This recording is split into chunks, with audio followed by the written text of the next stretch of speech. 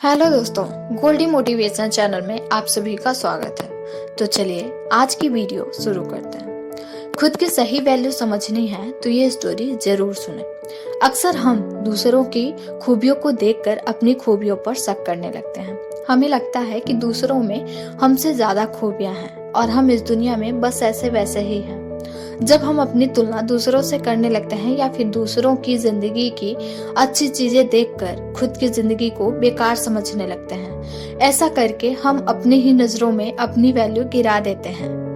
जब हम ऐसा करते हैं तो हमारा कॉन्फिडेंस कम हो जाता है। हम खुद को एक नकारा और हारा हुआ इंसान समझने लगते हैं। हम ये सोचने लगते हैं कि हम अपनी जिंदगी में बेकार ही चीजें कर रहे हैं और जो दूसरे कर रहे हैं वह सही है। आज की मोटिवेशन स्टोरी आपको सिखाएगी कि इस दुनिया में सबकी कुछ ना कुछ वैल्यू है, ना ही किसी की जिंदगी बेकार है और ना ही कोई व्यक्ति। ये मोटिवेशनल स्टोरी आपको खुद की वैल्यू करना सिखाएगी। इसे सुनकर आप अपनी इम्पोर्टेंस को बेहतर समझ पाएंगे। ये कहानी एक समुराई की जो कि अपने शौर्य, पराक्रम, निष्ठा, अनुशासन और साहस के लिए जाना जाता था। उस समुराई ने बहुत सारे युद्धों में विजय पाई थी। एक दिन उस समुराई की मुलाकात एक सन्यासी से हुई। वो सन्यासी उस समय ध्यान में बैठे थे। जब वो अपने ध्यान से उठे तो समुराई उनके पास गया और बोला, मैंने अपने जिंदगी में बहुत सारी लड़ाइयाँ जीती, बहुत लोगों की मदद भी करी।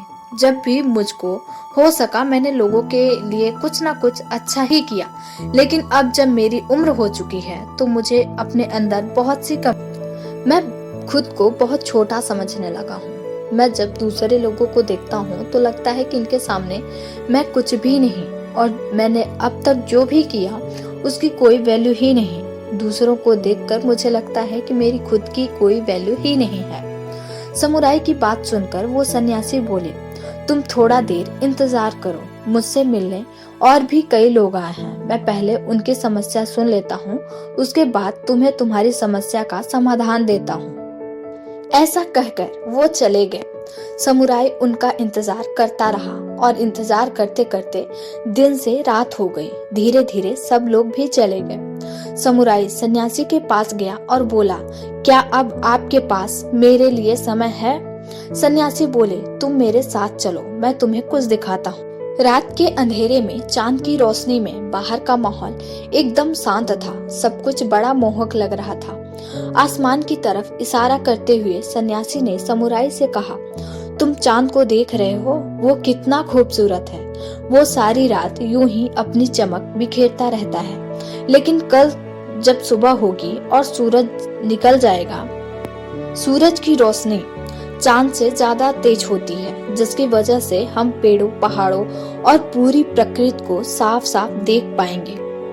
मेरा मानना है कि हमें इस चांद की जरूरत ही नहीं है, उसका अस्तित्व ही बेकार है। सूरज इससे कहीं ज्यादा बेहतर है। चांद भी नहीं रहा तो इससे ज्यादा कोई फर्क नहीं पड़ेगा।